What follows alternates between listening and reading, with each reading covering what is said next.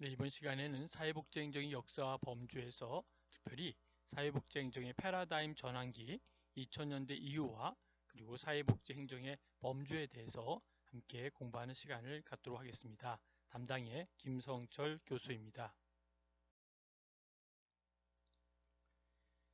사회복지 행정의 패러다임의 전환기 2000년대 이후를 살펴보도록 하겠습니다. 2000년을 전후로 한국의 사회복지 환경은 급격히 변화하였습니다. 1997년 외환위기 이후 사회 구조적인 취약성에 대한 인식이 높아졌고 국가적 복지체계의 기본 체질을 강화할 필요성이 제기되었습니다. 하지만 1980년대 이래 서구 사회에서 진행되어 왔던 신자유주의적 사조가 유입되면서 복지국가의 요구와 갈등이 발생하고 있습니다. 신자유주의는 시장 경제를 강조하는 과정에서 국가의 역할을 축소할 것을 지향하고 있습니다. 때문에 소비 지출로 인식되기 쉬운 국가적 사회복지 기능은 신자유주의 관점에서 축소의 대상이 되기 쉽습니다. 이와 같은 신자유적 국가정책의 기조는 2000년대 후반에 들어 많은 문제점을 드러냈습니다.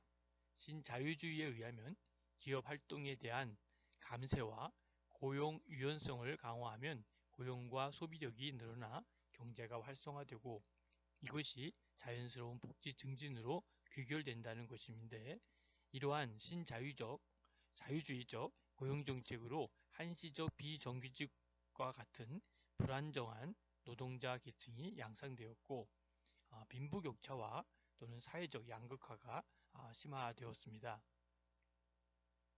이로 인해 국민 다수의 안정적 고용을 전제로 설계된 공적연금이나 또 건강보험, 고용보험 같은 보편적 사회보험 제도가 안정성을 위협받고 있습니다. 여기에 더해 저출산 고령화에 의한 인구의 급격한 감소 그리고 고령화 사회로의 진입 이런 부분으로 인해서 한국 사회는 지속 가능성마저 위협받고 있는 실정입니다. 단기적으로는 여성과 가족 기능의 변화로 아동과 노인, 장애인에 대한 돌봄 기능이 시급한 제도적 대책을 필요로 하고 있습니다. 또 탈북자, 그리고 결혼 이주민, 이주 노동자의 증가로 이들에 대한 사회적 통합의 과제도 새로운 문제로 등장하고 있습니다. 이러한 정치적, 사회 구조적인 변화에 따른 신사회적 위협에 대한 대응으로 한국의 사회복지 정책은 패러다임의 변화를 요구받고 이에 대한 논의가 증가해 왔습니다. 새로운 위협에 대처하려면 새로운 사회복지 전략이 모색되어야 합니다. 2017년 새로운 정부는 신자유주의 정책 기조를 버리고 보편적 사회복지 정책을 추구하므로 사회복지 행정에 있어서 근본적인 변화가 일어나고 있습니다. 첫 번째 조직에서 시장화 도입의 시기를 함께 보도록 하겠습니다. 2000년대 중반부터 2010년도까지의 상황인데요. 사회 서비스 제도의 등장을 살펴볼 텐데요. 개인들은 일반적인 서비스 제공의 대상자 지위에서 벗어나게 되었던 것을 보게 됩니다. 사회 서비스 바우처에서 적용된 이용자 지원 방식은 2007년도 노인 장기요양 서비스 도입으로 더욱 확산되었습니다. 노인 장기요양보험 제도의 도입은 사회복지 인력의 개념과 활동 영역을 확장하는 상징적인 사건이다 라고 할 수 있습니다. 전통적으로 사회복지 인력은 사회복지 시설 및 기관에 종사하는 사회복지사를 일컫는 개념이었으나 노인 장기요양보험 제도를 필두로 하여 사회 서비스 제도화는 돌봄 종사자를 포함하는 사회 서비스 사업 수행 인력을 보험 사회복지 인력으로 지칭하는 경향이 있습니다. 이후 희망복지 지원단 등 지역의 사회복지 자원 네트워크를 기반으로 하는 사례관리 시스템 도입으로 사회복지 인력의 기능과 역할 등에 관한 재정의가 이루어지고 있습니다. 시설 설립에 대한 규제도 대폭 완화되어 영리기관이나 개인사업자도 개인 사업자도 참여하게 되는 거죠. 그래서 사회적 기업과 사회적 협동조합도 새로운 사회 서비스 제공자로 등장하였습니다. 그 결과 민간 비영리 제공자들은 그동안 종속적인 대행자로 누려왔던 독점적 지위를 잃게 되었습니다. 사회 서비스 시장화 정책으로 인해 영세한 개인이나 영리 사업자들의 무분별한 시장 진입으로 제공자 간의 출혈 경쟁에서 비용 절감을 통한 수익 추구로 일상화되었습니다. 또한 나쁜 일자리가 양상되어서 사회 서비스 노동자의 임금은 낮아지고 근로 조건이 악화되어서 그로 인해 서비스의 질적 수준이 저하되었던 것도 볼 수 있습니다.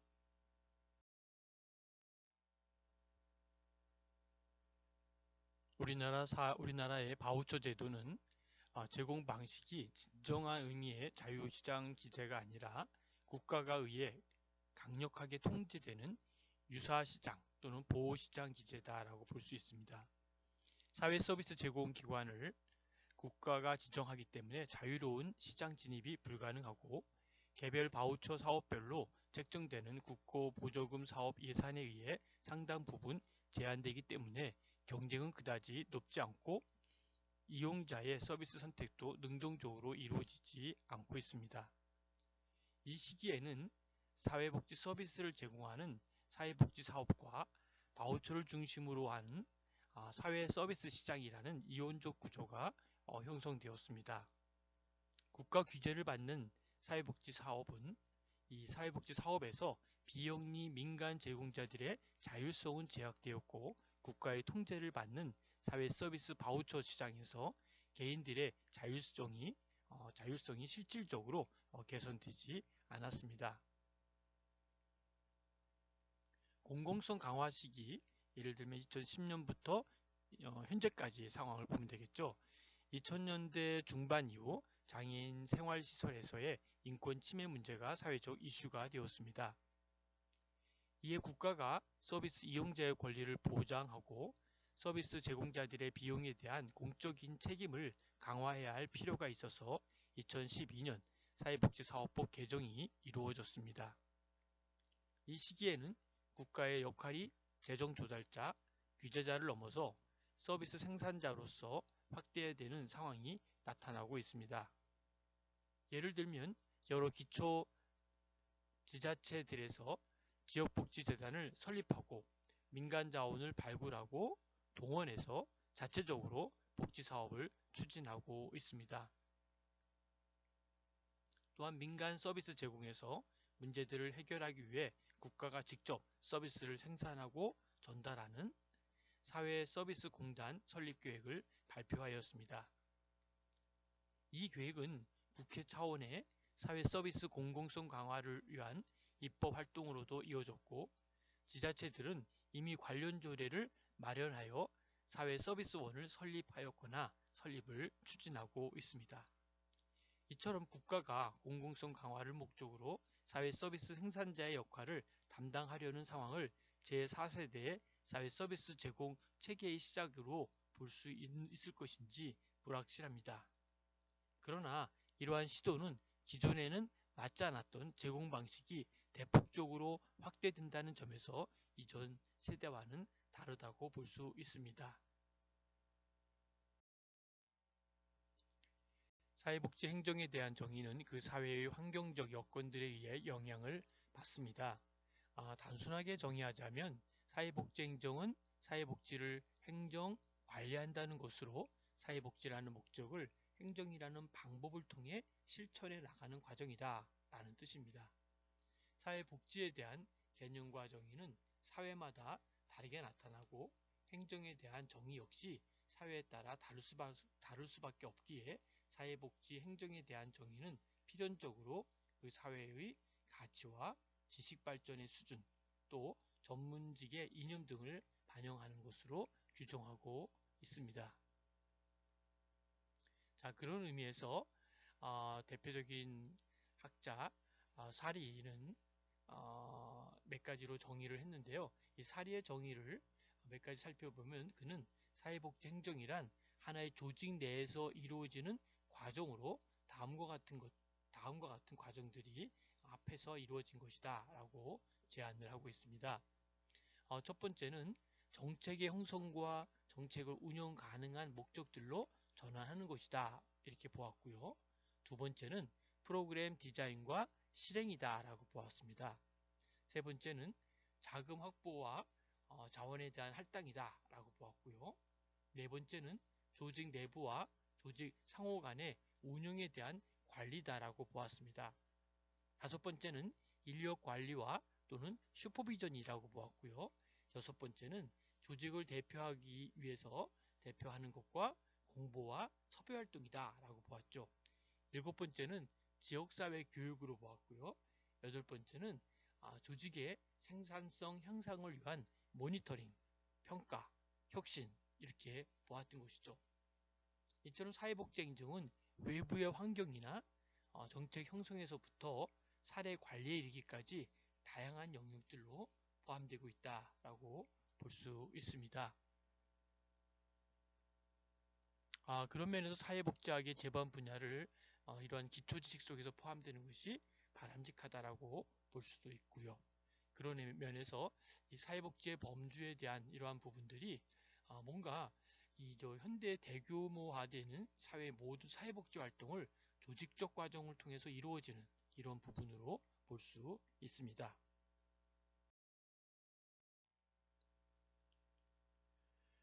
다음은 일반 행정과 사회복지 행정의 관점의 차이를 살펴보도록 하겠습니다. 사회복지 행정이 일반 행정과 어떻게 다른지에 대해서는 상당한 논란이 있지만 그 주된 쟁점들은 비영리 조직과 영리 조직, 그리고 휴먼 서비스와 여타 서비스들 간에 보이는 특성들의 차이가 사회복지 행정 실천의 가치와 지식들을 어떻게 작용하는지에 대한 관련된 것으로 볼 수 있습니다. 일부에서는 휴먼 서비스 조직들의 특성이 일반 행정의 가치와 원리를 거부할 정도는 아니다라는 주장도 있어 왔습니다. 그러나 현재로는 휴먼 서비스의 조직들은 다른 조직들과는 구분되는 독특한 목적과 수단을 가지고 있다는 점에서 일반 행정의 원리나 가치들로부터 분리되어 다루어져야 한다는 입장이 보편적이기도 합니다. 이처럼 클라이언트의 인간적인 측면들이 조직에 대한 원료이자 또는 산출물이 된다는 것이 바로 사회복지 행정의 가장 두드러진 특징으로 표현되고 있습니다. 또한 조직의 운영과 관리에 있어서 비영리 목적들에 대한 가치나 서비스 가격 설정의 어려움, 그리고 외부 통제의 어려움, 환경에 대한 의존성, 더 나아가서 다양한 이해 집단의 개입으로 인한 목적 설정이랄까죠. 목적 설정의 혼란, 그리고 인간 변화에 대한 불명확한 기술 등이 사회복지 행정에 제시되는 그리고 독특한 과제가 된다라는 것이죠. 그런 면에서 사회복지 행정의 이러한 특성들은 일반 행정과 관점의 차이가 있다는 것을 부인할 수 없습니다. 다음은 사회복지 행정 영역의 분화를 함께 보도록 하겠습니다. 모든 조직에서의 활동과 과업들은 다수의 개인들에 의해서 분할되어 수행되고 있습니다. 휴먼 서비스를 제공하는 사회복지 조직들도 예외는 아닙니다. 그럼에도 사회복지 행정의 지식 발전은 이러한 부분들을 적절히 다루지 못해 왔었던 것처럼 보입니다.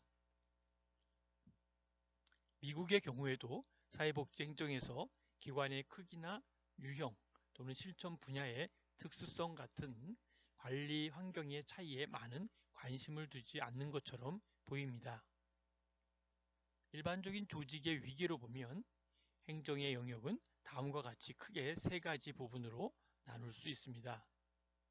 첫 번째, 경영자급 혹은 제도적인 영역입니다. 이것은 사회적 위임 사항들을 행동으로 옮기는 작업 영역이기도 합니다. 다른 조직들처럼 교환관계의 본질을 결정하는 기능을 하고 바로 조직의 경계 있기, 그리고 외부 환경과의 관계, 그리고 자원 동원 등의 활동들을 포함하고 있습니다. 두 번째는 관리자급 혹은 프로그램 영역에 대한 얘기를 볼 수 있습니다. 계획을 운영 가능한 실체로 변환하는 작업 영역으로 소비자와 조직의 기술적 하위 단위들과 중재를 주된 역할로 합니다. 서비스의 조달과 할당, 그리고 구조 디자인, 조직 단위들 간의 조정, 인력 지휘와 개발 등을 담당하고 있습니다. 세 번째는 슈퍼바이저급 혹은 기술적인 영역입니다. 이것은 일선 업무자들과의 관계가 주된 작업 영역이고 표준화, 일상화, 장기적인 사정, 그리고 평가, 그리고 컨설팅, 사례관리, 강습, 의뢰, 모니터링 등이 주된 활동들입니다. 클라이언트에 대한 직접 서비스 전달도 경우에 따라서는 이 영역의 행정관리 활동으로 포함되기도 합니다. 이러한 영역 구분이 모든 사회복지사들의 유사한 정도로 나타나는 것은 아닙니다.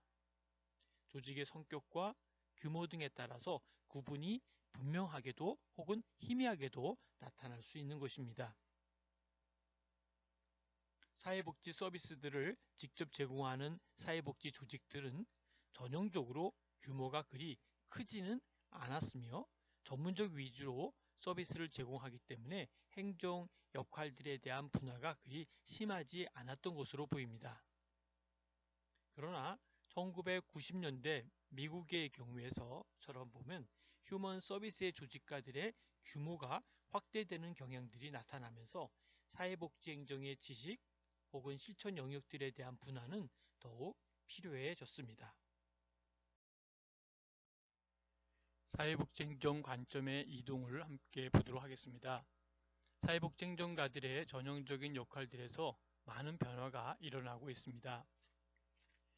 메네피와 톰슨은 미국 전역의 사회복지행정가들을 대상으로 1990년대에 실시한 조사 연구에서 사회복지행정가들의 주된 역할이 단순 내부 관리에서부터 전략적인 차원으로 옮겨가고 있다고 제시하였습니다.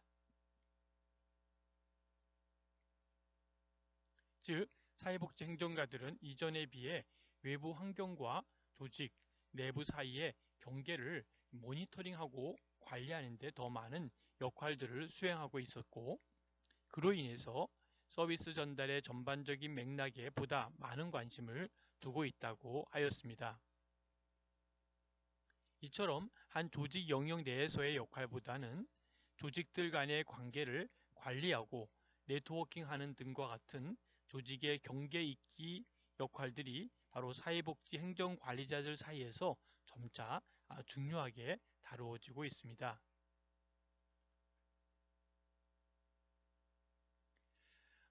그리고 실천 현장에서 이러한 변화들을 적절히 뒷받침하기 위해서는 사회복지 행정 학문 체계의 관점이 변화되어야 합니다.